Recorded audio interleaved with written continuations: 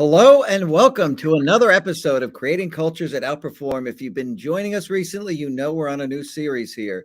It is People Unproductive, these people that just ruin the workplace or make it just really unpleasant. So today we're actually going to be covering the narcissist and these bad types of narcissists that are in the workplace, always trying to be in leadership roles. And hi, I'm Frank Warner. I'm the founder and CEO of People Productive, and I'm here with my co-host, Terri Mays. Quick intro, Terri. Hello, I'm Terri Mays, a certified culture engineer with emphasis on helping companies bring out the best in their people. Yeah, and People Productive, we help companies use the time, talent, energy of the people most effectively so that they actually create a culture that outperforms. You could do it, you just have to know how. So this show is our way of giving back. And, we looked at a lot of different types of productive things in the workplace, all different emotions and things. And I think this People Unproductive series is really very important because it gets to really the heart of these people that are difficult to work with in the workplace. And so today we're going to be talking about narcissists. And you'll see narcissists, they're very just totally focused on themselves. They have a grandiose sense of self-importance. They think they're special and unique, can only be understood by people, with other, special or high status in an organization.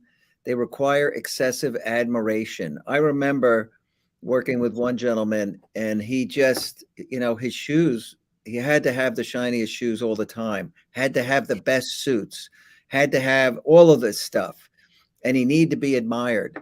And he was a narcissist, but not malignant by any means. There are a few different types of narcissists. I'm by no means an expert on all these, to be honest with you, but we'll delve into some of it. And they're dangerous people, and the tactics they use in the workplace can be, very, very destructive. So, Tara, have you encountered some of these people? Yeah, I think, in this age of social media, it seems like people are becoming more and more narcissistic. So I think in Isn't our that true? everyday interactions, we really are just seeing things that we probably wouldn't have seen before. Hold on, let me take a selfie. I know, you've got to have, these perfectly curated profiles on Instagram. I'm just like, there's no way your kids were that nice for that photo. Like, there were like 50 photos before that where the kids were running around, their hair standing on top of their head, like Yeah. all these things. And then you get this nice, perfectly curated photo for Instagram. It's just like, come on, man, we are going too far, I think, in that area. But I know we've all encountered these personality types that are just truly narcissistic, where they are only thinking about themselves. There's this level of arrogance that they have, this Mhm. air of arrogance that, I'm better than everybody else. Everybody else is dumb, and I am the smartest person in the room all the time. They're very dismissive towards people. They have this very grandiose idea of self, and they are very much living in a fantasy land where they are at the top of the food chain and Oh, yeah. everybody else must bow down to them. They've I'm got much this. better than anyone could ever understand. You Right, like, don't you understand me. just never know how great I am. You just don't even have the ability to comprehend how wonderful I am.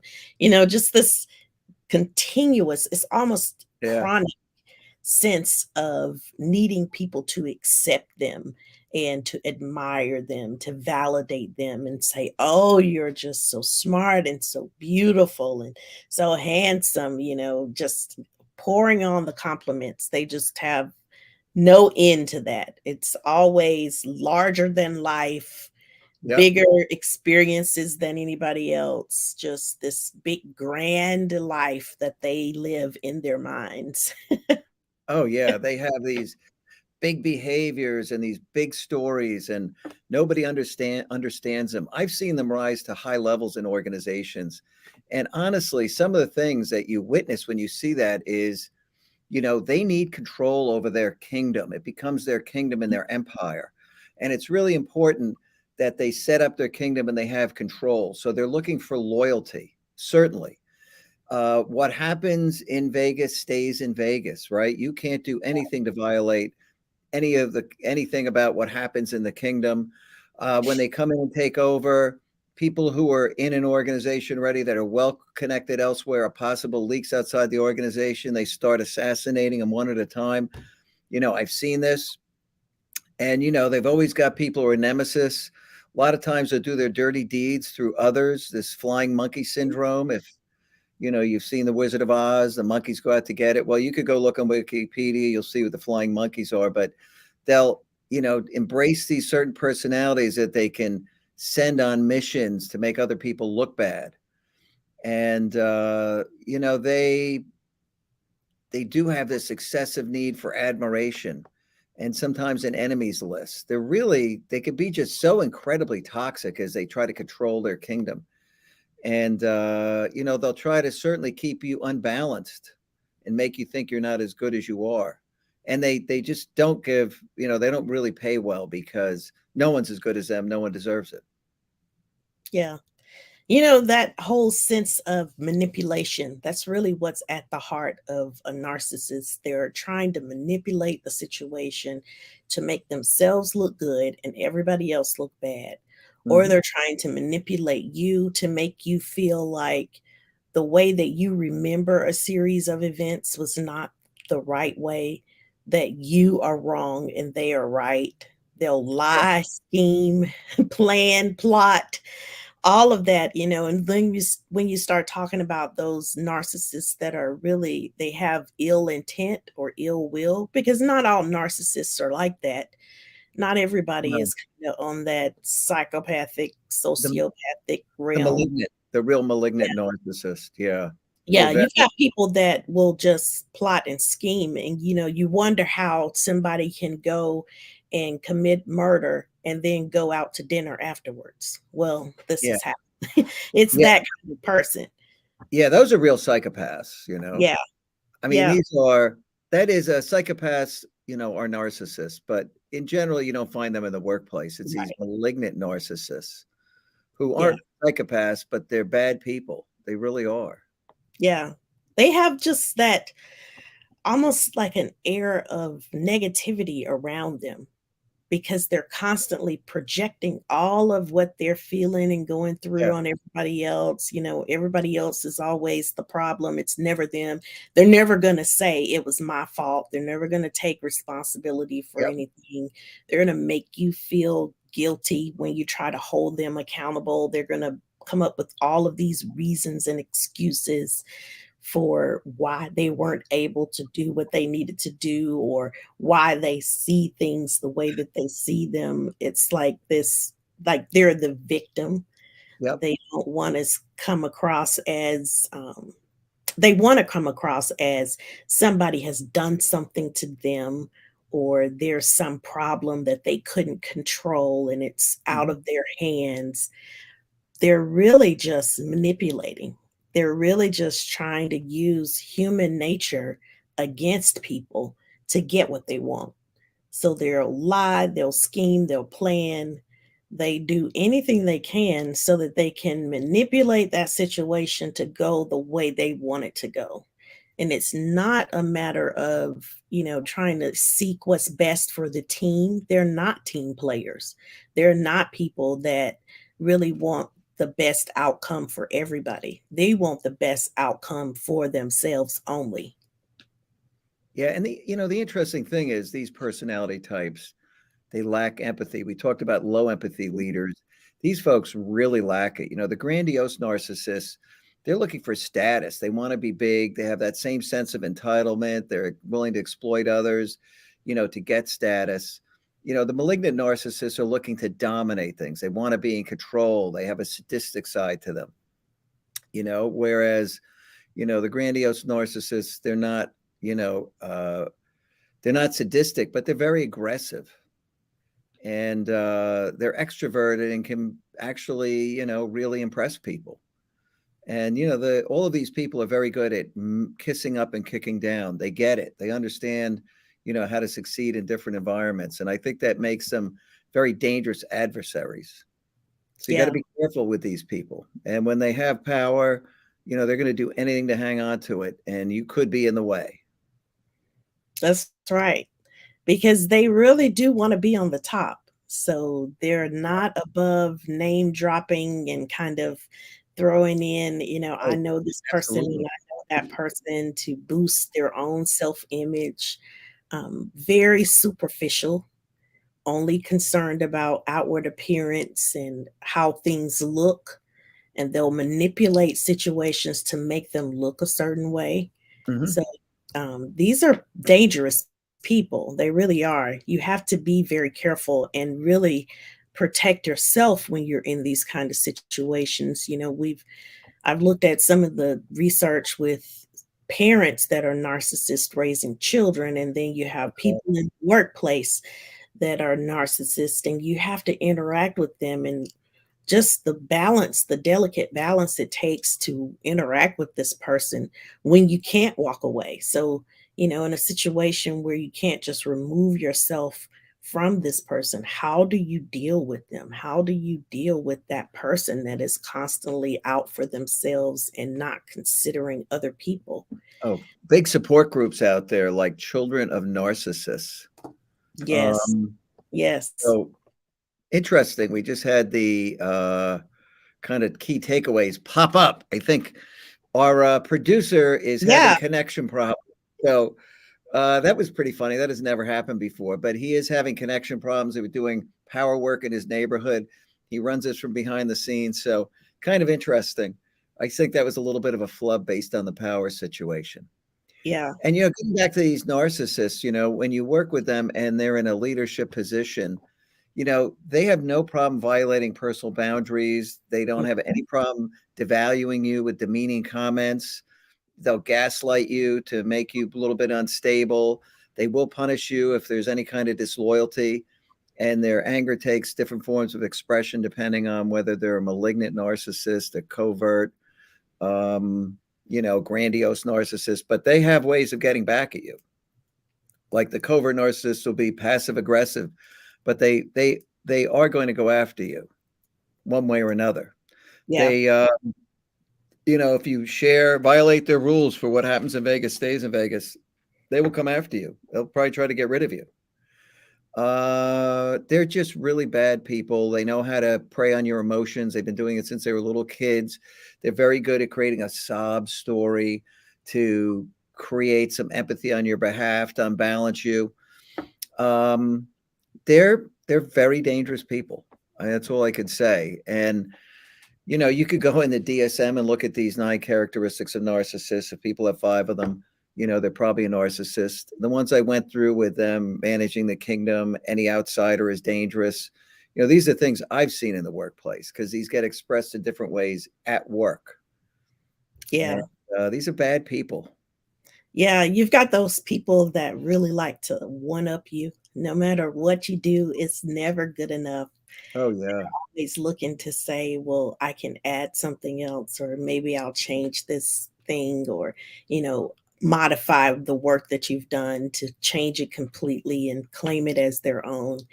There are lots of ways that narcissists kind of play out their actions in the workplace through that blame game. We talked about that a little bit, but just always looking at somebody else, always pointing the finger, and then trying to control the situation. So they want to make sure that they can control the narrative. They want to be the person that's explaining everything or sharing the details so that they can spin the story however they want to. Well, that's really true. That's part of them being in control. And they're Yeah. very dangerous when they become CEOs because they want to win at all costs. They want to make sure they look good in front of the media. They accomplish something big, that grandiose achievement. And they could do a lot of damage to companies and even drive them out of business. You're Yeah, talking you about. mentioned CEOs. I thought that was very interesting. So one of the articles I read was Mhm. talking about how CEOs are typically narcissists.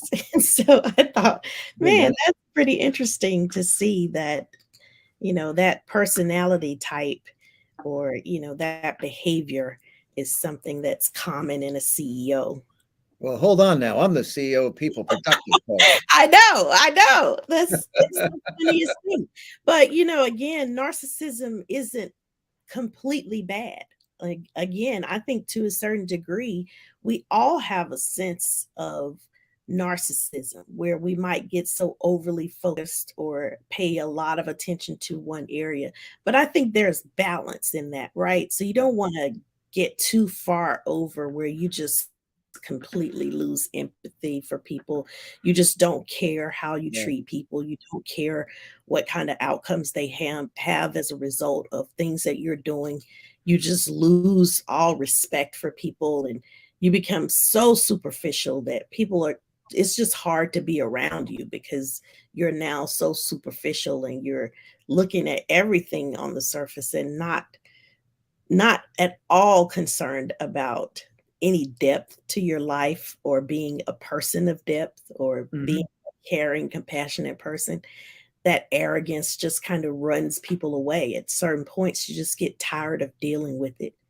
And that imbalance where you find people going into these explosive moments where they're just raging out. And then the next minute, they're trying to give this facade that they are calm and kind people and considerate people when really they're not. They're just manipulating situations. They're manipulative.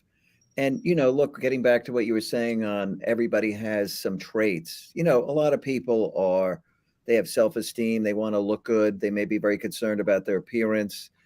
But, it's the whole DSM. Need to have 5 of those 9 traits. So let's just break the people up. All the people with empathy, a fair amount of empathy, they're immediately not narcissists because all the narcissists are low empathy, moving all the way to this end spectrum psychopaths with no empathy, no conscience, right? So most people, have some traits where they care about how they look. Yeah. They may have high esteem, they want to achieve something, but they're not a grandiose narcissist, right? Who wants to be admired by everybody in the world because this is this overwhelming need and they're real narcissists. They don't care about anybody else, willing to step on anybody to get it. So, I mean, most people are pretty good, actually, Yeah. and, that's my finding over time. Yeah, I found that to be true as well. The vast majority of the people, Mhm. they're really not mean-spirited people. You do No. run into people like that, but the vast majority of people that I've met, they really aren't like that. And I am a firm believer in what you put out into the atmosphere is what you get back. What So goes around comes around. yes, Nothing so truer ever said.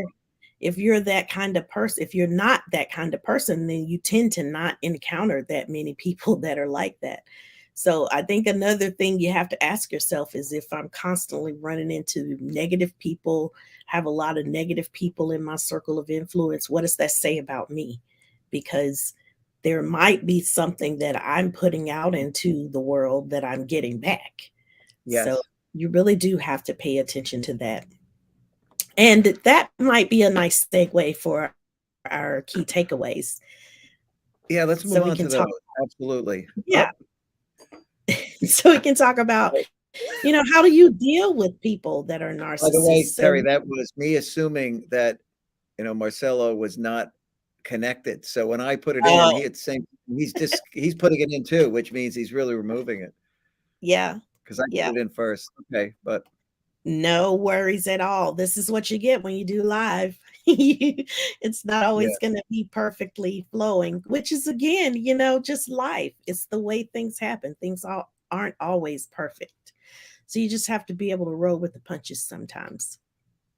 But we've talked about a little bit about some of these different types of narcissists. We've seen those narcissists in our workplace, and sometimes in our families, out in just going in public in different restaurants or in stores or wherever you may go. You've run into these different types of people, but all of the narcissists kind of have those common threads, and right there at the top is that lack of empathy, like Frank said a minute oh yeah, ago.